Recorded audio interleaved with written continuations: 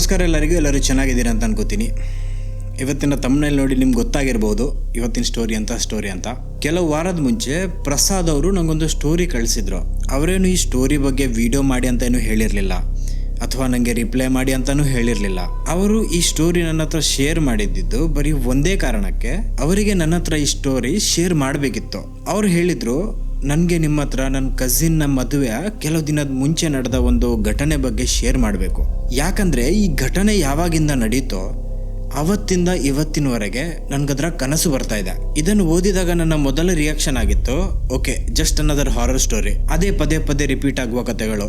3 ಗಂಟೆ ರಾತ್ರಿ ಸದ್ದು ಕೇಳಿಸಿತು, ಏನು ನನ್ನನ್ನು ಹಿಂಬಾಲಿಸಿತು, ಗಾಡಿಯಲ್ಲಿ ಹೋಗ್ತಾ ಇದ್ದೆ, ಒಬ್ಳು ನನ್ನ ಹತ್ರ ಲಿಫ್ಟ್ ಕೇಳಿದ್ಲು, ಲಿಫ್ಟ್ ಕೊಡೋದಕ್ಕೆ ಗಾಡಿ ನಿಲ್ಸಿದಾಗ ಅವಳು ಮಾಯ ಆದ್ಲು, ಇಂಥದ್ದೇನಾದ್ರೂ ಇರ್ಬೋದು ಅಂತ ಅನ್ಕೊಂಡಿದ್ದೆ. ಆದ್ರೂ ಔಟ್ ಆಫ್ ಹ್ಯಾಬಿಟ್ ನಾನು ಅವರು ಕಳಿಸಿದ ಸ್ಟೋರಿಯನ್ನು ಓದೋದಕ್ಕೆ ಶುರು ಮಾಡಿದೆ. 1 ಸತಿ ಓದಿದೆ, 2 ಸತಿ ಓದಿದೆ, 3 ಸತಿ ಓದಿದೆ. 3rd ಟೈಮ್ ಓದುವಾಗ ನನ್ಗೆ ರಿಯಲೈಸ್ ಆಯ್ತು, ಈ ಕಥೆಯಲ್ಲಿ ಏನು ಅನ್ಯೂಶಲ್ ಇಲ್ಲ. ಅವತ್ತು ಪ್ರಸಾದ್ ಇದ್ದ ಜಾಗದಲ್ಲಿ ನಾನಾಗಿರ್ಲಿ ಅಥವಾ ಬೇರೆ ಯಾರೇ ಆಗಿರ್ಲಿ ಜೀವನದಲ್ಲಿ ಒಮ್ಮೆ ಆದ್ರೂ ಇದ್ರು. ಡಿಫ್ರೆನ್ಸ್ ಬರೀ ಇಷ್ಟೇ, ನಾವಿದ್ದ ಜಾಗದಲ್ಲಿ ಬರೀ ನಾವು ಮಾತ್ರ ಇದ್ದಿದ್ದು, ಆದ್ರೆ ಪ್ರಸಾದ್ ಇದ್ದ ಜಾಗದಲ್ಲಿ ಬೇರೆ ಯಾರೋ ಇದ್ರು. ಈ ಕಥೆ ನಿಮ್ಗೆ ಒಂದು ಆರ್ಡಿನರಿ ಸ್ಟೋರಿ ಅನಿಸ್ಬೋದು, ಆದ್ರೆ ಟ್ರಸ್ಟ್ ಮೀ, ಫುಲ್ ಸ್ಟೋರಿ ಒಂದು ಕ್ರೇಜಿ ಎಕ್ಸ್ಪೀರಿಯನ್ಸ್ ಆಗಿದೆ. ಸೊ ನಿಮ್ಮ ಹೆಚ್ಚನ್ನು ಟೈಮ್ ವೇಸ್ಟ್ ಮಾಡದೆ ಇವತ್ತಿನ ವಿಡಿಯೋ ಸ್ಟಾರ್ಟ್ ಮಾಡ್ತಾ ಇದ್ದೀನಿ. Let's go.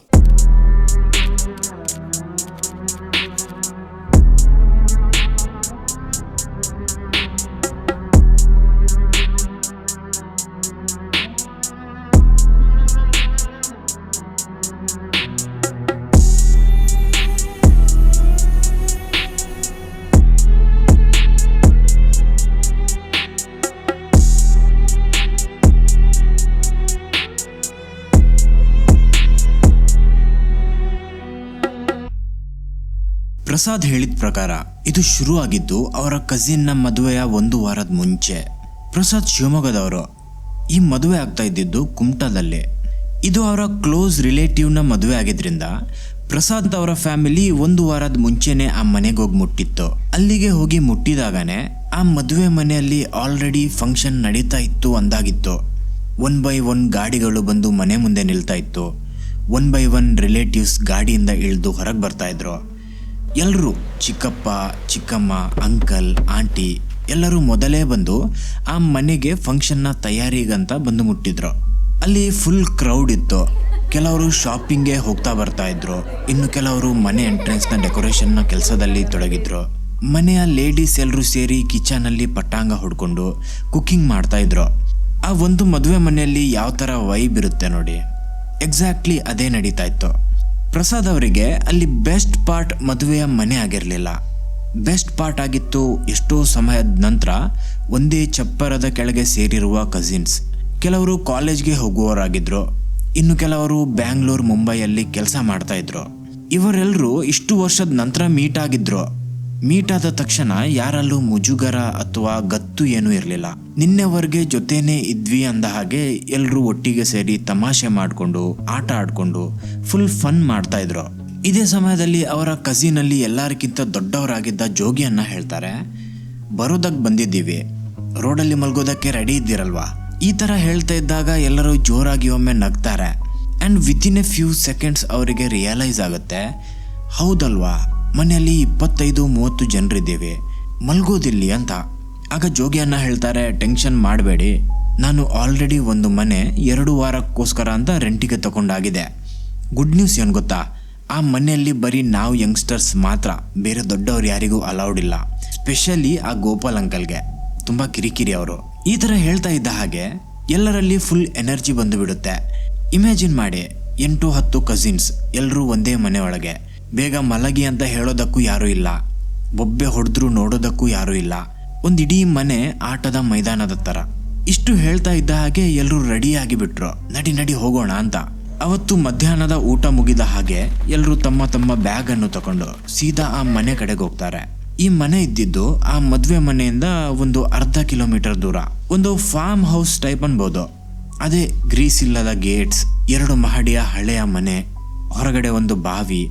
ಇದನ್ನು ನಾನು ಹೆಚ್ಚು ಡಿಸ್ಕ್ರೈಬ್ ಮಾಡಬೇಕಂತಿಲ್ಲ, ನಿಮಗೆ ಆಲ್ರೆಡಿ ಗೊತ್ತಾಗಿರ್ಬೋದು ಎಂತಹ ಮನೆ ಆಗಿರ್ಬೋದು ಅಂತ. ಎಲ್ಲರೂ ಮನೆಗೆ ಬಂದಾಗ ಕೋಣೆಯಿಂದ ಕೋಣೆಗೆ ಓಡಾಡೋದಕ್ಕೆ ಶುರು ಮಾಡ್ತಾರೆ. ಆಗ ಆಗ ಪ್ರಸಾದ್ ಅವರು ಒಂದು ವಿಷಯ ನೋಟಿಸ್ ಮಾಡಿದ್ರು. ಅದೇನಂದ್ರೆ ಅಪ್ಸ್ಟೇರ್ಸ್ಗೆ ಹೋಗುವ ಡೋರನ್ನು ಲಾಕ್ ಮಾಡಿಟ್ಟಿತ್ತು. ಲಾಕ್ ಅಂದ್ರೆ ಬೀಗ ಹಾಕಿರ್ಲಿಲ್ಲ, ಬರೀ 3-4 ಕುಂಡಿಯನ್ನು ಹಾಕಿ ಮುಚ್ಚಿ ಇಟ್ಟಿತ್ತು. ಪ್ರಸಾದ್ ಅವ್ರು ಹೇಳ್ತಾರೆ, ಮೇಲೆ ಹೋಗೋ ಹಾಗಿಲ್ವಾ? ಆಗ ಜೋಗಿ ಅಣ್ಣ ಹೇಳ್ತಾರೆ, ಗೊತ್ತಿಲ್ಲ, ಓನರ್ ಕೀ ಕೊಡುವಾಗ ಹೇಳಿದ್ರು ಮೇಲೆ ನಮ್ಮ ಬಿಲಾಂಗಿಂಗ್ಸ್ ಎಲ್ಲ ಇಟ್ಟಿದೆ, ಮೇಲೆ ಕರೆಂಟ್ ಕೂಡ ಇಲ್ಲ, ನೀವು ಬರೀ ಕೆಳಗಿನ ಫ್ಲೋರ್ ಮಾತ್ರ ಯೂಸ್ ಮಾಡಿ, ಮೇಲೆ ಹೋಗಬೇಡಿ ಅಂತ. ಸೊ ಯಾರು ಮೇಲೆ ಹೋಗಬೇಡಿ ಅಂತ ಹೇಳ್ತಾರೆ. ಸೊ ಅಣ್ಣನ ಮಾತು ಎಲ್ಲರೂ ಕೇಳಿ ಹುಡುಗರು ಒಂದು ಕೋಣೆಯಲ್ಲಿ ತಮ್ಮ ಬ್ಯಾಗನ್ನು ಡ್ರಾಪ್ ಮಾಡ್ತಾರೆ, ಹಾಗೂ ಹುಡುಗಿಯರು ಒಂದು ಕೋಣೆಯಲ್ಲಿ ತಮ್ಮ ಬ್ಯಾಗನ್ನು ಡ್ರಾಪ್ ಮಾಡ್ತಾರೆ. ಮತ್ತೆ ಸ್ವಲ್ಪ ಫ್ರೆಶ್ ಆಗಿ ವಾಪಸ್ ಮದುವೆ ಮನೆ ಕಡೆಗೆ ಹೋಗ್ತಾರೆ.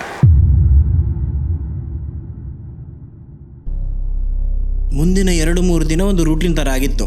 ಬೆಳಿಗ್ಗೆ ಹೇಳೋದು, ಟಾಯ್ಲೆಟ್ನ ಹೊರಗೆ ಗಲಾಟೆ ಮಾಡೋದು, ಬೇಗ ಬಾ ಮರೆ ಅಂತ. ಸ್ಪೆಷಲಿ ಆ ವೆಂಕು ಟಾಯ್ಲೆಟ್ ಒಳಗೆ ಹೋದ್ರೆ ಹೊರಗೆ ಬರ್ತಾನೆ ಇರ್ಲಿಲ್ಲ ಬೇಗ. ಇದು ಪ್ರತಿದಿನದಾಗಿತ್ತು. ಹಾಗೋ ಹೇಗೋ ಫ್ರೆಶ್ ಆಗಿ ಮತ್ತೆ ಮದುವೆ ಮನೆ ಕಡೆಗೆ ಹೋಗ್ತಾ ಇದ್ರು ತಿಂಡಿ ತಿನ್ನೋದಕ್ಕಂತ. ಆ ಮನೆಗೆ ಬಂದ ತಕ್ಷಣ ತಿಂಡಿ ಚಾ ಸಿಗೋ ಮೊದಲೇ ಕೆಲಸ ಸಿಗ್ತಾ ಇತ್ತು. ಚೇರ್ ಇಲ್ಲಿ ಇಡು, ರೇಷನ್ ಬಂದಿದೆ ಅನ್ಲೋಡ್ ಮಾಡು, ಕಟ್ಟಿಗೆ ತಕೊಂಡ್ ಬಾ, ಗ್ಯಾಸ್ ಸಿಲಿಂಡರ್ ಅಲ್ಲಿ ಇಡು, ಈ ತರ ಏನಾದ್ರೂ ಒಂದು ಕೆಲಸ. ಈ ತರದ ಕೆಲಸ ಇಡೀ ದಿನ ನಡೀತಾ ಇತ್ತು. ಕೆಲವರು ಮಾರ್ಕೆಟ್ ಕಡೆಗೆ ಹೋಗ್ತಾ ಇದ್ರು, ಕೆಲವರು ಡೆಕೋರೇಷನ್ ಕೆಲಸ ಎಲ್ಲ ನೋಡ್ಕೊಳ್ತಾ ಇದ್ರು, ಇನ್ನು ಕೆಲವರು ಸುಮ್ಮನೆ ಆಟ ಆಡ್ಕೊಂಡು ತಮಾಷೆ ಮಾಡ್ಕೊಂಡು ದಿನ ಕಳೀತಾ ಇದ್ರು. ಸಂಜೆವರೆಗೆ ಈ ತರನೇ ಕೆಲಸ ಎಲ್ಲ ಮಾಡಿ ಊಟ ತಿಂಡಿ ಎಲ್ಲ ಮುಗಿಸಿ ಡಿನ್ನರ್ನ ನಂತರ ಎಲ್ಲರೂ ವಾಪಸ್ ಈ ಮನೆ ಕಡೆಗೆ ಬರ್ತಾ ಇದ್ರು ಮಲ್ಗೋದಕ್ಕೆ ಅಂತ. ಇದು ಮಲ್ಗೋದಕ್ಕಂತ ಹೇಳಿದ್ರೆ ತಪ್ಪಾಗುತ್ತೆ, ಯಾಕಂದ್ರೆ ಯಾರು ರಾತ್ರಿ ಇಡೀ ಮಲಗ್ತಾನೆ ಇರ್ಲಿಲ್ಲ. ಅಟ್ಲೀಸ್ಟ್ 2-3 ಗಂಟೆವರೆಗೆ ಕಾರ್ಡ್ ಗೇಮ್ಸ್ ಎಲ್ಲ ಆಡ್ಕೊಂಡು ತಮಾಷೆ ಮಾಡ್ಕೊಂಡು ಕೆಲವೊಮ್ಮೆ ಕೂತು ಮಾತಾಡ್ಕೊಂಡೇ ಈ ತರ ಟೈಮೇ ಸ್ಪೆಂಡ್ ಮಾಡ್ತಾ ಇದ್ರು. ಈ ತರ ಮುಂದಿನ 4 ದಿನ ನಡೆಯುತ್ತೆ. 5ನೇ ದಿನ ಕಾರ್ಡ್ ಗೇಮ್ ಆಡೋದಕ್ಕಂತ ಕೂತಾಗ ವರುಣ್ ಹೇಳ್ತಾನೆ, ಸೇಮ್ ಆಟ ಆಡಿ ಸಾಕಾಯ್ತು, ಬೇರೆ ಏನಾದ್ರೂ ಆಟ ಆಡೋಣ. ಈ ವಿಷಯ ವರುಣ್ ಹೇಳಿದ್ದಿದ್ದು, ಆದ್ರೆ ಸೇಮ್ ವಿಷಯ ಎಲ್ಲರ ಮನಸ್ಸಿನಲ್ಲಿತ್ತು. ಅವನು ಈ ತರ ಹೇಳ್ತಾ ಇದ್ದ ಹಾಗೆ ಎಲ್ಲರೂ ಹೌದು ಹೌದು ಅಂತ ತಲೆ ಆಡಿಸ್ತಾರೆ, ಹಾಗೂ ಬೇರೆ ಬೇರೆ ಗೇಮ್ಸ್ ಸಜೆಸ್ಟ್ ಮಾಡೋದಕ್ಕೆ ಶುರು ಮಾಡ್ತಾರೆ. ಹೆಚ್ಚುವರಿ ಗೇಮ್ಸ್ ಎಲ್ಲರೂ ಡಿನೈ ಮಾಡಿದ್ರು. ಡಿಸಿಷನ್ ತಗೊಳ್ಳೋದಕ್ಕೆ ಆಲ್ಮೋಸ್ಟ್ ಅರ್ಧ ಗಂಟೆ ಹಿಡಿದಿತ್ತು. ಫೈನಲಿ ವರುಣ್ ಹೈಡ್ ಅಂಡ್ ಸಿಕ್ ಆಡೋಣ ಅಂತಾನೆ. ಈ ತರ ಹೇಳ್ತಾ ಇದ್ದಾಗ ಇಡೀ ರೂಮ್ ಒಮ್ಮೆ ಸೈಲೆಂಟ್ ಆಗುತ್ತೆ. ಹುಡುಗಿರೆಲ್ಲರೂ ರೆಡಿ ಇದ್ರು, ಗಮ್ಮತ್ತಾಗುತ್ತೆ ಆಡೋಣ ಅಂತ. ಆದ್ರೆ ಹುಡುಗರು ನಾವೇನು ಚಿಕ್ಕ ಮಕ್ಕಳ ಅಂತ ರಿಜೆಕ್ಟ್ ಮಾಡ್ತಾರೆ. ಆದ್ರೆ ವರುಣ್ ಹಾಗೋ ಹೀಗೋ ಕನ್ವಿನ್ಸ್ ಮಾಡಿ ಮಜಾ ಬರುತ್ತೆ, ಒಂದು ಆಟ ಆಡಿ ನೋಡೋಣ, ಇಷ್ಟ ಆಗಿಲ್ಲ ಅಂದ್ರೆ ಬೇರೆ ಏನಾದ್ರೂ ಆಡೋಣ ಅಂತ ಹೇಳ್ತಾನೆ. ಸೊ ಫೈನಲಿ ಎಲ್ಲರೂ ಓಕೆ ಅಂತಾರೆ ಅಂಡ್ ಸೀಕರ್ ಆಗಿ ವರುಣ್ ಇಡ್ತಾರೆ. ಇಡೀ ಮನೆಯ ಲೈಟ್ ಅನ್ನು ಆಫ್ ಮಾಡಿ ಆ ಒಂದು ರೆಡ್ 0 ವೋಲ್ಟ್ನ ಬಲ್ಬ್ ಏನಿರುತ್ತೆ ನೋಡಿ, ಅದನ್ನು ಮಾತ್ರ ಇಟ್ಟು ಗೇಮ್ ಶುರು ಆಗುತ್ತೆ. ವರುಣ್ ಮನೆಯ ಹೊರಗೆ ನಿಂತು ಜೋರಾಗಿ 1, 2 ಅಂತ ಕೌಂಟ್ ಮಾಡೋದಕ್ಕೆ ಶುರು ಮಾಡ್ತಾನೆ. ಮನೆಯ ಒಳಗೆ ಎಲ್ಲರೂ ಆ ಕಡೆ ಈ ಕಡೆ ಅಂತ ಓಡಾಡೋದಕ್ಕೆ ಶುರು ಮಾಡ್ತಾರೆ. ಕೆಲವರು ಕಬಾಟ್ನ ಒಳಗೆ, ಮಂಚದ ಕೆಳಗೆ, ಒಬ್ಬ ಅಂತೂ ಬಾಗಿಲಿನ ಮೇಲೆ ಹತ್ತಿ ನಿಂತಿದ್ದ. ಮತ್ತೆ ಕೆಲವರಿಗೆ ಜಾಗನೇ ಸಿಕ್ಕಿರ್ಲಿಲ್ಲ. ಸೊ ಕೆಲವರು ಏನ್ ಮಾಡ್ತಾರಂದ್ರೆ ಅಪ್ಸ್ಟೇರ್ಸ್ಗೆ ಹೋಗುವ ಬಾಗಿಲನ್ನು ಓಪನ್ ಮಾಡಿ ಮೇಲಿನ ರೂಮ್ ಕಡೆಗೆ ಹೋಗ್ತಾರೆ. ಇದರಲ್ಲೇ ಪ್ರಸಾದ್, ಚೈತ್ರ ಮತ್ತೆ ಇನ್ನಿಬ್ರು ಯಾರೋ ಇದ್ರು. ಕತ್ತಲಲ್ಲಿ ಯಾರು ಅಂತ ಗೊತ್ತಾಗಿರ್ಲಿಲ್ಲ. ಮೇಲೆ ತುಂಬಾ ಕತ್ತಲೆ ಇತ್ತು. ಮೊಬೈಲ್ನ ಫ್ಲಾಶ್ ಲೈಟ್ ಅನ್ನು ಹಾಕೊಂಡು ಅಲ್ಲಿ ಇಲ್ಲಿ ಅಂತ ಒಬ್ಬೊಬ್ರೆ ಅಡಗಿ ಕೂರ್ತಾರೆ. ಚೈತ್ರಾಗೆ ಆ ಕೋಣೆಯ ಒಳಗೆ ಇದ್ದ ಮಂಚದ ಕೆಳಗೆ ಕತ್ತಲಲ್ಲಿ ಜಾಗ ಸಿಗುತ್ತೆ. ಸೊ ಅವಳು ಅದರ ಅಡಿಯಲ್ಲೇ ನುಗ್ಗಿ ಕೂತು ಬಿಡ್ತಾಳೆ. ಅವಳು ಮಂಚದ ಕೆಳಗೆ ಹೋಗುವಾಗ ಆಲ್ರೆಡಿ ಅಲ್ಲಿ ಒಬ್ಬ ವ್ಯಕ್ತಿ ಕೂತಿದ್ದ, ಅದೇ ಮಂಚದ ಮೂಲೆಯಲ್ಲಿ. ಕತ್ತಲಲ್ಲಿ ಯಾರು ಅಂತ ಸರಿಯಾಗಿ ಕಾಣಿಸಿರ್ಲಿಲ್ಲ. ವಿಂಡೋನಿಂದ ಬರ್ತಾ ಇರುವ ಹೊರಗಿನ ಲೈಟ್ ಮಾತ್ರ ಇದ್ದಿದ್ದು. ಚೈತ್ರ ಅವನಿಗೆ ಸದ್ದು ಮಾಡಬೇಡ ಅಂತ ಹೇಳ್ತಾಳೆ, ಹಾಗೂ ಕೆಳಗೆ ಬಗ್ಗಿ ಕೂತು ಹೊರಗೆ ನೋಡೋದಕ್ಕೆ ಶುರು ಮಾಡ್ತಾಳೆ. ಆ ಮಂಚದ ಮೂಲೆಯಲ್ಲಿ ಕೂತಿದ್ದ ವ್ಯಕ್ತಿ ಏನು ಉಫ್ ಅಂತನೂ ಸದ್ದು ಮಾಡಿರ್ಲಿಲ್ಲ, ಸುಮ್ಮನೆ ಮೂಲೆಯಲ್ಲಿ ಕೂತಿದ್ದ. ಅವರಲ್ಲಿ ಅಡಗಿ ಕೂತು ಒಂದು 5 ನಿಮಿಷ ಆಗಿತ್ತು ಅಷ್ಟೇ. ಅಷ್ಟರಲ್ಲಿ ವರುಣ್ ಟಾರ್ಚ್ ಲೈಟ್ ಹಿಡ್ಕೊಂಡು ಬಂದು ಫಸ್ಟ್ ಮಂಚದ ಕೆಳಗೆ ನೋಡ್ತಾನೆ ಅಂಡ್ ಚೈತ್ರ ಸಿಕ್ಕಾಕೊಂಡ ನಂತರ ಚೈತ್ರ ಮಂಚದ ಕೆಳಗಿಂದ ಹೊರಗೆ ಬರ್ತಾಳೆ, ಹಾಗೂ ವರುಣ್ ಹತ್ರ ಕೇಳ್ತಾಳೆ, ನಾವಿಬ್ರು ಸಿಕ್ಕಾಕೊಂಡ್ವಿ, ಇನ್ನೆಷ್ಟು ಜನರು ಬಾಕಿ ಇದ್ದಾರೆ ಅಂತ. ವರುಣ್ ಹೇಳ್ತಾನೆ, ಕೆಳಗೆ 3 ಜನರು ಸಿಕ್ಕರು, ಇಲ್ಲಿ ಮೇಲೆ ನೀನೊಬ್ಳು, ಟೋಟಲ್ 4 ಜನರು, ಇನ್ನು 4 ಜನರು ಬಾಕಿ ಇದ್ದಾರೆ. ಆ ಟೈಮಲ್ಲಿ ಚೈತ್ರಗನ್ಸಿತ್ತು, ಮಂಚದ ಕೆಳಗೆ ನಾವು ಇಬ್ರು ಇದ್ವಿ, ಇವನ್ ನನ್ನನ್ನು ಮಾತ್ರ ನೋಡಿದ್ದ. ಮತ್ತೆ ಅನ್ಕೋತಾಳೆ, ಮೇ ಬಿ ಇನ್ನೊಬ್ಬನನ್ನು ನೋಡಿಲ್ಲ ಅನ್ಸುತ್ತೆ, ಲಕ್ಕಿ ಅವನು ಅಂತ ಹೇಳಿ ಕೆಳಗೆ ಹೋಗ್ತಾಳೆ. ಈ ತರ ಅವತ್ತು ಮತ್ತೆ 1-2 ಗೇಮ್ ಆಟ ಆಡ್ತಾರೆ. ಮತ್ತೆ ಇವೆನ್ಚುಯಲಿ ಬೋರ್ ಆಗಿ ಎಲ್ಲರೂ ಮಲಗೋದಕ್ಕೆ ಹೋಗ್ತಾರೆ. ಅವತ್ತಿನ ಆಟದ ನಂತರ ಯಾವಾಗ ಜನರು ಆ ಅಪ್ಸ್ಟೇರ್ಸ್ಗೆ ಹೋದ್ರು ನೋಡಿ, ಅವತ್ತಿನ ನಂತರ ಮೇಲೆ ಹೋಗೋದು, ಅಲ್ಲಿ ಬಾಲ್ಕನಿಯಲ್ಲಿ ಕೂರೋದು ಇದೆಲ್ಲ ಜನರಿಗೆ ನಾರ್ಮಲ್ ಆಗಿತ್ತು. ಈವನ್ ಮೇಲೆ ಹೋಗ್ಬೇಡ ಅಂತ ಹೇಳಿದ್ದ ಜೋಗಿಯನ್ನ ಕೂಡ ಸ್ವತಃ ಮೇಲೋಗಿ ಸಿಗರೇಟ್ ಸೇದಿ ಎಲ್ಲ ಬರ್ತಾ ಇದ್ರು. ಈ ತರ ಅವತ್ತಿನ ಒಂದು ರಾತ್ರಿ ಕಳೆಯುತ್ತೆ. ಮಾರದಿನ ಮತ್ತೆ ವಾಪಸ್ ಮದುವೆ ಮನೆ ಕಡೆ ಹೋದವರು ಅಲ್ಲಿ ಕೆಲಸ ಎಲ್ಲ ಮುಗಿಸಿ ಸಾಯಂಕಾಲ ವಾಪಸ್ ಮನೆಗೆ ಬಂದಾಗ, ಜನರು ವಾಪಸ್ ಮನೆಗೆ ಬಂದಾಗ ಮನೆಯ ಒಳಗೆ ಬಟ್ಟೆ ಬರೆ ಎಲ್ಲವೂ ಚೆಲ್ಲಾಪಿಲ್ಲಿ ಆಗಿತ್ತು. ಯಾವುದೇ ವಸ್ತು ಮಿಸ್ಸಿಂಗ್ ಆಗಿರಲಿಲ್ಲ. ಎಲ್ಲರೂ ಚೆಕ್ ಮಾಡ್ತಾರೆ. ಈವನ್ ಜನರ ಪರ್ಸ್, ಹಣ ಎಲ್ಲವೂ ಇದ್ದ ಜಾಗದಲ್ಲೇ ಇಟ್ಟಿತ್ತು. ಆದ್ರೆ ಬ್ಯಾಗ್ನ ಒಳಗೆ ಇಟ್ಟಿದ್ದ ಬಟ್ಟೆ ಎಲ್ಲ ತೆಗೆದು ಹೊರಗೆ ಎಸ್ದಿತ್ತು. ಯಾರಿಗೂ ಗೊತ್ತಿರಲಿಲ್ಲ ಇಲ್ಲಿ ನಡೆದಿದ್ದು ಏನು ಅಂತ. ಅಷ್ಟರಲ್ಲಿ ಮನೆಯ ಮೂಲೆ ಒಮ್ಮೆ ಚೆಕ್ ಮಾಡಿದಾಗ ಪ್ರಸಾದ್ ಅವರಿಗೆ ಹಿಂದಿನ ಬಾಗಿಲು ಓಪನ್ ಇರೋದನ್ನು ನೋಡೋದಕ್ಕೆ ಸಿಕ್ಕಿತ್ತು. ಅವರು ಎಲ್ಲರನ್ನೂ ಕರ್ಕೊಂಡು ಹೋಗಿ ತೋರಿಸ್ತಾರೆ ಈ ಬಾಗಿಲನ್ನು ಯಾರು ಓಪನ್ ಮಾಡಿದ್ದು ಅಂತ. ಸ್ಟಾರ್ಟಿಂಗ್ ಅಲ್ಲಿ ಯಾರು ಏನು ಹೇಳಿರೋದಿಲ್ಲ. ಮತ್ತೆ ಆ ಕಸಿನ್ಸ್ ಅಲ್ಲಿ ಎಲ್ಲರಿಗಿಂತ ಚಿಕ್ಕವನಾಗಿದ್ದ ಸತೀಶ್ ಹೇಳ್ತಾನೆ, ಅದು ನಾನು ಬೆಳಿಗ್ಗೆ ಹೊರಗಡೆ ಹೋಗಿದ್ದೆ ಆ ಬಾಗಿಲಿನಿಂದ, ವಾಪಸ್ ಬಂದಾಗ ಡೋರ್ ಲಾಕ್ ಮಾಡಿಲ್ಲ ಅನ್ಸುತ್ತೆ. ಅವನು ಈ ತರ ಹೇಳಿದಾಗ ಎಲ್ಲರಿಗೂ ಒಮ್ಮೆ ನೆಮ್ಮದಿ ಸಿಗುತ್ತೆ. ಯಾರು ಬಾಗಿಲು ಓಪನ್ ಮಾಡಿದ್ದು ಅಂತ ಗೊತ್ತಿರಲಿಲ್ಲ. ಇದನ್ನು ಮಾಡಿದ್ದು ಸತೀಶ್ ಅಂತ ಗೊತ್ತಾದಾಗ ಎಲ್ಲರೂ ಅನ್ಕೋತಾರೆ ನಾಯಿ ಬಂದಿರಬೇಕು, ಬಾಗಿಲು ಓಪನ್ ಇತ್ತಲ್ವಾ ಅಂತ. ಆಲ್ಸೋ ಅವತ್ತು ಎಲ್ಲರಿಗೂ ಒಂದು ವಾರ್ನಿಂಗ್ ಕೂಡ ಸಿಗುತ್ತೆ ಜೋಗಿ ಅಣ್ಣನಿಂದ, ಯಾರೋ ಇನ್ಮೇಲೆ ಹಿಂದಿನ ಬಾಗಿಲನ್ನು ಮುಟ್ಟೋ ಹಾಗಿಲ್ಲ. ಅಂಡ್ ಇದಕ್ಕೆ ಎಲ್ಲರೂ ಒಪ್ಕೋತಾರೆ. ಈಗ ವಿಷಯ ಏನು ಅಂದ್ರೆ, ಪ್ರಾಬ್ಲಮ್ ಹಿಂದಿನ ಬಾಗಿಲಿನದ್ದಾಗಿರ್ಲಿಲ್ಲ, ಪ್ರಾಬ್ಲಮ್ ಆ ಮನೆಯ ಒಳಗೆ ಇರುವ ಒಂದು ಬಾಗಿಲಿನದ್ದಾಗಿತ್ತು. ಅಂಡ್ ಈ ವಿಷಯ ಯಾರಿಗೂ ಗೊತ್ತಿರಲಿಲ್ಲ.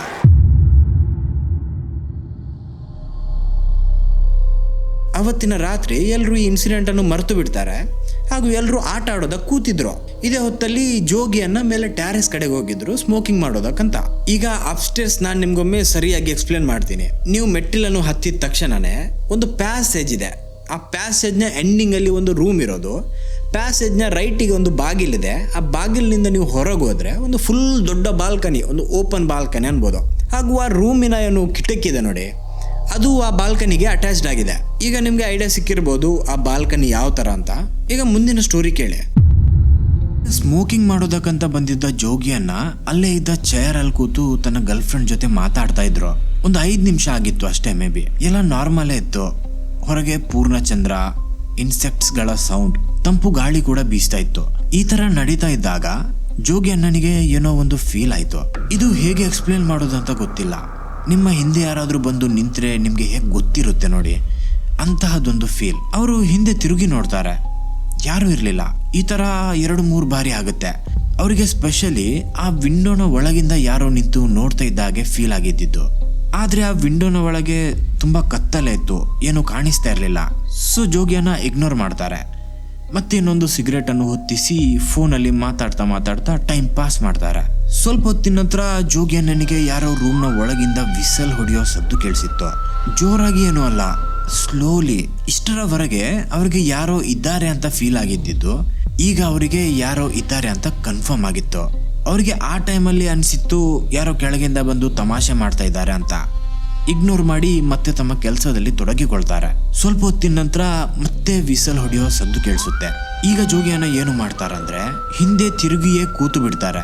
ಮೊಬೈಲ್ನ ಫ್ಲಾಶ್ ಲೈಟ್ ಅನ್ನು ಆನ್ ಮಾಡಿ ವಿಂಡೋನ ಕಡೆಗೆ ಹೊಡೆದು ಆ ರೂಮ್ನ ಒಳಗೆ ಯಾರು ತಮಾಷೆ ಮಾಡೋದಕ್ಕಂತ ಅಡಗಿ ಕೂತಿದ್ದಾರೆ ನೋಡಿ, ಅವ್ರು ಮತ್ತೆ ಎದ್ದು ವಿಸಲ್ ಹೊಡೆಯೋದಕ್ಕಂತ ಬಂದಾಗ ಹಿಡಿತೀನಿ ಅಂತ. ಈ ತರ ಕೂತು 1-2 ನಿಮಿಷ ಆಗಿರುತ್ತೆ. ಜೋಗಿಯನ್ನ ಆ ವಿಂಡೋವನ್ನೇ ಗುರಾಯಿಸಿ ನೋಡ್ತಾ ಇರ್ತಾರೆ. ಅಂಡ್ ಸಡನ್ಲಿ ಅವರಿಗೆ ಯಾರೋ ವಿಂಡೋವಿನ ಒಂದು ಬದಿಯಿಂದ ಇನ್ನೊಂದು ಬದಿಗೆ ಪಾಸ್ ಆಗಿದ್ದನ್ನು ನೋಡೋದಕ್ಕೆ ಸಿಗುತ್ತೆ. ಇದನ್ನು ನೋಡಿದ ತಕ್ಷಣನೇ ಅವರು ಎದ್ದು ಒಳಗೆ ಓಡಿ ಹೋಗ್ತಾರೆ, ಸಿಕ್ಕಾಕೊಂಡೆ ಅಂತ. ಆದ್ರೆ ಜೋಗಿಯನ್ನ ಒಳಗೆ ಬಂದು ನೋಡಿದ್ರೆ ಆ ಕೋಣೆ ಒಳಗೆ ಆಗಿರ್ಲಿ ಅಥವಾ ಆ ಪ್ಯಾಸೇಜ್ ಅಲ್ಲಾಗಿರ್ಲಿ ಯಾರೂ ಇರ್ಲಿಲ್ಲ. ಇದೆಲ್ಲ ನಡೆದಿದ್ದು ಬರೀ ಕೆಲವೇ ಸೆಕೆಂಡ್ಸ್ ಅಲ್ಲಿ. ಯಾರೇ ಆ ವ್ಯಕ್ತಿ ಅಲ್ಲಿ ಇದ್ದ ನೋಡಿ, ಅವನು ಅಲ್ಲಿಂದ ಇಷ್ಟು ಬೇಗ ಕೆಳಗಿಳಿದು ಹೋಗೋದಕ್ಕೆ ಸಾಧ್ಯನೇ ಇಲ್ಲ. ಮತ್ತೆ ಜೋಗಿಯನ್ನ ಸ್ವಲ್ಪ ರ್ಯಾಷನಲ್ ಆಗಿ ಥಿಂಕ್ ಮಾಡ್ತಾರೆ. ಮೇ ಬಿ ನಾನೇ ಏನಾದ್ರೂ ತಪ್ಪು ಮಾಡಿರ್ಬೇಕು, ಮೇ ಬಿ ಆ ವ್ಯಕ್ತಿ ಆಚೆ ಹೋಗಿದ್ದನ್ನು ನಾನು ಕತ್ತಲೆಯಲ್ಲಿ ನೋಡಿಲ್ಲ ಅನ್ಸುತ್ತೆ. ಈ ತರ ಅನ್ಕೊಂಡು ಕೆಳಗೆ ಇಳಿದು ಹೋಗ್ತಾರೆ ಹಾಗೂ ಕೆಳಗೆ ಇದ್ದವ್ರ ಹತ್ರ ಕೇಳ್ತಾರೆ, ಈಗ ಮೇಲೆ ಯಾರು ಬಂದಿದ್ದು? ಕೆಳಗಿದ್ದವರು ಎಲ್ಲರೂ ಹೇಳ್ತಾರೆ, ಯಾರು ಮೇಲೆ ಹೋಗಿಲ್ಲ, ನಾವು ಎಲ್ಲರೂ ಇಲ್ಲೇ ಕೂತು ಆಟ ಆಡ್ತಾ ಇದ್ವಿ. ಈ ತರ ಮಾತಾಡ್ತಾ ಮತ್ತೆ ಒಮ್ಮೆ ಜೋಗಿಯನ್ನ ಅಲ್ಲಿ ಇದ್ದವರನ್ನು ಕೌಂಟ್ ಮಾಡ್ತಾರೆ. ಅಂಡ್ ಎಲ್ಲರೂ ಅಲ್ಲೇ ಇದ್ರು. ಈ ಮೂಮೆಂಟ್ ಜೋಗಿ ಅಣ್ಣನಿಗೆ ತುಂಬಾ ವಿಯರ್ಡ್ ಅನ್ಸಿತ್ತು. ಯಾಕಂದ್ರೆ ಅವ್ರಿಗೆ ಗೊತ್ತಿದೆ ಅವ್ರು ಏನು ನೋಡಿದ್ರು ಹಾಗೂ ಏನ್ ಫೀಲ್ ಮಾಡಿದ್ರು ಅಂತ. ಒಮ್ಮೆ ಅನ್ಕೋತಾರೆ, ನನ್ನ ಭ್ರಮೆನ ಮತ್ತೆ ಅನ್ಕೋತಾರೆ ಮೇ ಬಿ ಎಲ್ಲರೂ ಸೇರಿ ನನ್ನ ಮೇಲೆ ಪ್ರ್ಯಾಂಕ್ ಮಾಡ್ತಾ ಇರಬೇಕು. ಇವೆನ್ಚುಯಲಿ ಎಲ್ಲರೂ ಅವರನ್ನು ಆಟದಲ್ಲಿ ಸೇರಿಸ್ಕೊಳ್ತಾರೆ ಆ್ಯಂಡ್ ಈ ಘಟನೆ ಬಗ್ಗೆ ಅವರು ಮರೆತೇ ಬಿಡ್ತಾರೆ.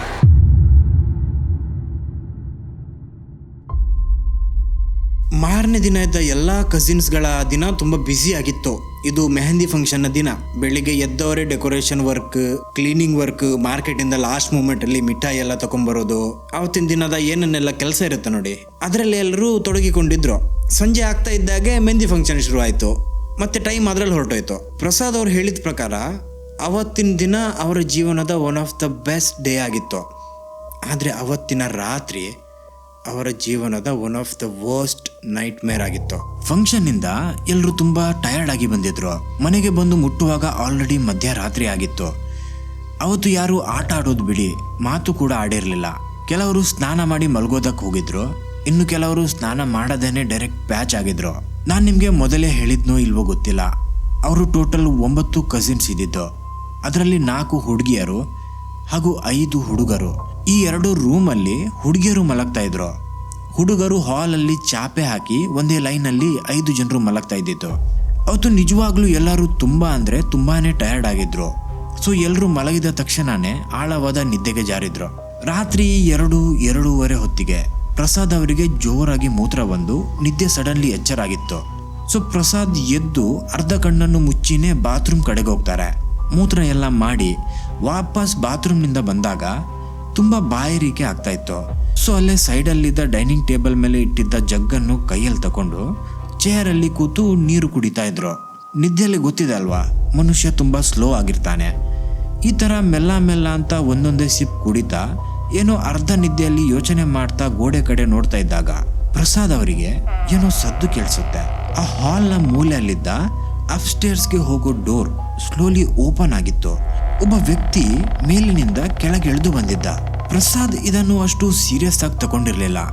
ಜೋಗಿಯನ್ನ ಸ್ಮೋಕಿಂಗ್ ಮಾಡಿ ಬಂದಿರಬೇಕು ಅಂತ ಅನ್ಕೊಂಡಿದ್ರು.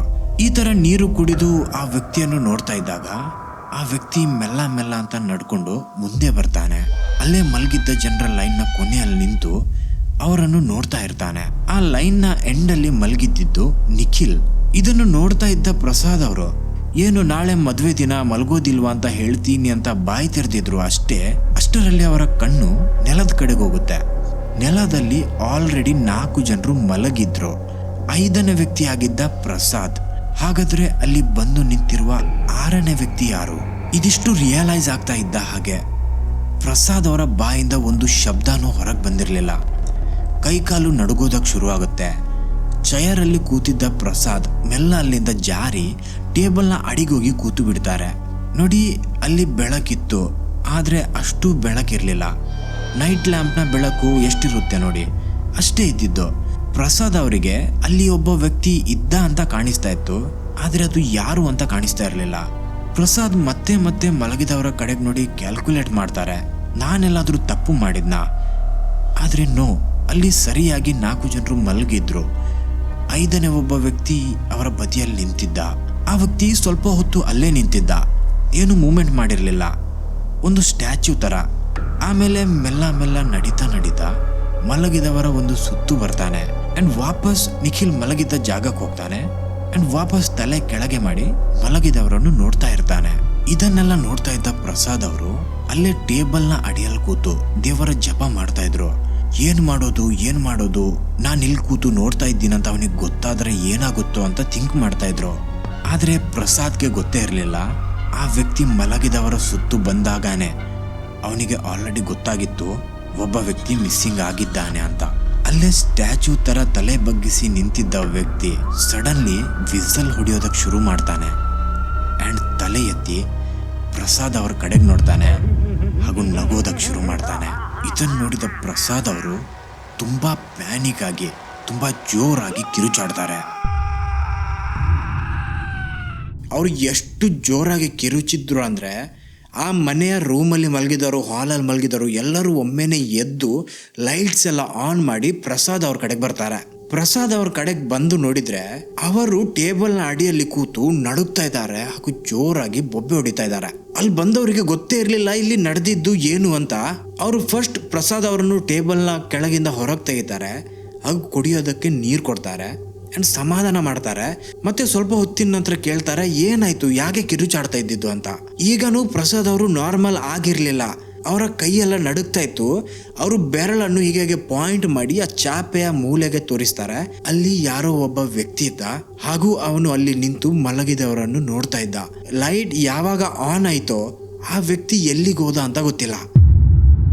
ಅವತ್ತು ಪ್ರಸಾದ್ ಹೇಳಿದ ಮಾತು ಕೇಳಿ ಎಲ್ಲರೂ ಮನೆಯ ಮೂಲೆ ಚೆಕ್ ಮಾಡ್ತಾರೆ. ಆದರೆ ಅವರಿಗೆ ಯಾರೂ ಸಿಕ್ಕಿರೋದಿಲ್ಲ. ಬೇರೆ ಕಸಿನ್ಸ್ಗೆ ಅಲ್ಲಿ ನಡೆದಿದ್ದು ಏನು ಅಂತ ಗೊತ್ತಾಗಿರಲಿಲ್ಲ. ಆದರೆ ಇಬ್ಬರಿದ್ರು ಯಾರಿಗೆ ಪ್ರಸಾದ್ ಹೇಳಿದ ಮಾತನ್ನು ಕೇಳಿದ ನಂತರ ಅಲ್ಲಿ ಏನು ನಡೀತಾ ಇದೆ ಅಂತ ಅರ್ಥ ಆಗಿತ್ತು. ಇವರಿಬ್ಬರಾಗಿದ್ರು ಚೈತ್ರ ಹಾಗೂ ಜೋಗಿ ಅಣ್ಣ. ನೋಡಿ, ಚೈತ್ರಾಗೆ ಇವತ್ತಿನವರೆಗೆ ನೆನಪೇ ಇರಲಿಲ್ಲ ಅವತ್ತು ಹೈಡ್ ಆ್ಯಂಡ್ ಸೀಕ್ ಆಡುವಾಗ ಆಗಿದ್ದೇನು ಅಂತ. ಆದರೆ ಪ್ರಸಾದ್ ಈ ಥರ ಹೇಳಿದಾಗ ಚೈತ್ರ ಎಲ್ಲರ ಹತ್ರ ಕೇಳ್ತಾಳೆ, ನಿಜ ಹೇಳಿ, ಅವತ್ತು ನಾನು ಹೈಡ್ ಆ್ಯಂಡ್ ಸೀಕ್ ಆಟ ಆಡ್ತಾ ಇದ್ದಾಗ ನನ್ನ ಜೊತೆ ಮಂಚದ ಕೆಳಗೆ ಯಾರಿದ್ದಿದ್ದು? ಉತ್ತರ ಬರುತ್ತೆ, ಯಾರೂ ಇಲ್ಲ. ಮತ್ತೆ ಜೋಗಿಯನ್ನ ಕೇಳ್ತಾರೆ, ನಾನು ಮೇಲೆ ಸ್ಮೋಕಿಂಗ್ ಮಾಡ್ತಾ ಇದ್ದಾಗ ಯಾರು ಬಂದು ವಿಸಲ್ ಹೊಡೆದಿತ್ತು? ಆಗಾನು ಎಲ್ಲರೂ ಆನೆಸ್ಟ್ ಆಗಿ ಉತ್ತರ ಕೊಡ್ತಾರೆ, ಯಾರೂ ಇಲ್ಲ. ಆ್ಯಂಡ್ ಇದನ್ನು ಕೇಳಿದ ಎಲ್ಲರಿಗೂ ರಿಯಲೈಸ್ ಆಗುತ್ತೆ, ಪ್ರಸಾದ್ ಏನು ನೋಡಿದ್ನೋ ಅದು ಭ್ರಮೆ ಅಲ್ಲ. ಆ ಮನೆಯಲ್ಲಿ 9 ಜನರನ್ನು ಬಿಟ್ಟು 10ನೇ ಒಬ್ಬ ವ್ಯಕ್ತಿ ಇದ್ದ ಅಂತ. ಆ್ಯಂಡ್ ಆ 10ನೇ ವ್ಯಕ್ತಿ ಯಾರು ಅಂತ ಇವತ್ತಿನವರೆಗೆ ಯಾರಿಗೂ ಗೊತ್ತಿಲ್ಲ. ಅವತ್ತಿನ ರಾತ್ರಿ ಯಾರೂ ಮಲಗಿರ್ಲಿಲ್ಲ. ಮಾರನೇ ದಿನ ಸೂರ್ಯೋದಯ ಆಗ್ತಾ ಇದ್ದಾಗೆ ಎಲ್ಲರೂ ತಮ್ಮ ಬ್ಯಾಗ್ ಅನ್ನು ಪ್ಯಾಕ್ ಮಾಡಿ ಅಲ್ಲಿಂದ ಓಡೋಗ್ತಾರೆ ವಾಪಸ್ ಮದುವೆ ಮನೆ ಕಡೆಗೆ. ಆಮೇಲೆ ಯಾರು ಆ ಮನೆ ಕಡೆಗೆ ಮುಖ ಮಾಡಿನೂ ನೋಡ್ಲಿಲ್ಲ. ನಂತರದ ದಿನದಲ್ಲಿ ಪ್ರಸಾದ್ ಅವರಿಗೆ ಜೋಗಿ ಅಣ್ಣನ ಮೂಲಕ ಕೇಳೋದಕ್ಕೆ ಸಿಗುತ್ತೆ. ಜೋಗಿ ಅಣ್ಣ ಆ ಮನೆಯ ಕೀಯನ್ನು ವಾಪಸ್ ಕೊಡೋದಕ್ಕಂತ ಅದರ ಓನರ್ ಹತ್ರ ಹೋಗಿದ್ದಾಗ ಈ ಘಟನೆಯ ಬಗ್ಗೆ ಅವರಿಗೆ ಹೇಳಿದ್ರಂತೆ. ಆಗ ಆ ಮನೆಯ ಓನರ್ ಇನ್ ರಿಟರ್ನ್ ಏನು ಉತ್ತರ ಕೊಟ್ಟಿರಲಿಲ್ಲ. ಬರೀ ಇಷ್ಟೇ ಹೇಳಿದಂತೆ, ನಾನು ಹೇಳಿದ್ದೆ ನಿಮಗೆ ಮೇಲೆ ಹೋಗಬೇಡಿ ಅಂತ ಅಲ್ವಾ, ದ್ಯಾಟ್ಸ್ ಇಟ್, ಅಷ್ಟೇ ಅವರು ಕೊಟ್ಟಿದ್ದ ಉತ್ತರ. ಈ ಕಡೆ ನೋಡಿದರೆ ಪ್ರಸಾದ್ ಅವರು ಆ ಇನ್ಸಿಡೆಂಟನ್ನು ಇವತ್ತಿನವರೆಗೆ ಮರ್ತಿಲ್ಲ. ಅವರಿಗೆ ಇವತ್ತಿನವರೆಗೆ ಗೊತ್ತಾಗಲಿಲ್ಲ ಅವತ್ತು ಅವರ ಜೊತೆ ಆ ಮನೆಯಲ್ಲಿ ಇದ್ದಿದ್ದು ಯಾರು ಹಾಗೂ ಅವರ ಇಂಟೆನ್ಷನ್ ಏನು ಅಂತ. ಸೊ ಇದಾಗಿದ್ದು ಫ್ರೆಂಡ್ಸ್, ಪ್ರಸಾದ್ ಅವರು ನನ್ನ ಜೊತೆ ಶೇರ್ ಮಾಡಿದ ಕತೆ. ಐ ಹೋಪ್ ನಿಮಗೆ ಇವತ್ತಿನ ವಿಡಿಯೋ ಇಷ್ಟ ಆಗಿರಬೇಕು. ಇದೇ ಥರ ನಿಮಗೆ ಹಾರರ್, ಮಿಸ್ಟ್ರಿ ಹಾಗೂ ಕ್ರೈಮ್, ಥ್ರಿಲ್ಲರ್ ವಿಡಿಯೋಸ್ ಎಲ್ಲ ಇಷ್ಟ ಇದ್ದರೆ ನನ್ನ ಚಾನಲ್ಗೆ ಸಬ್ಸ್ಕ್ರೈಬ್ ಮಾಡಿ. ಆಲ್ಸೋ ನೀವು ರೋಡ್ ಟ್ರಿಪ್ ಹಾರರ್ ವಿಡಿಯೋನು ಇವತ್ತಿನವರೆಗೆ ನೋಡಿಲ್ಲ ಅಂದರೆ ಅದನ್ನು ಇಲ್ಲಿ ಕ್ಲಿಕ್ ಮಾಡಿ ನೋಡಿ, ಸಖತ್ತಾಗಿದೆ, ನೀವು ಎಂಜಾಯ್ ಮಾಡ್ತೀರಾ. ಸೊ ಇದಾಗಿದ್ದು ಫ್ರೆಂಡ್ಸ್ ಇವತ್ತಿನ ವಿಡಿಯೋ. ಮತ್ತೆ ಬರ್ತೀನಿ ಮತ್ತೊಂದು ವಾರ ಇನ್ನೊಂದು ಇಂಟ್ರೆಸ್ಟಿಂಗ್ ಟಾಪಿಕ್ ಜೊತೆ. ಅಷ್ಟರವರೆಗೆ ಪೀಸ್ ಔಟ್.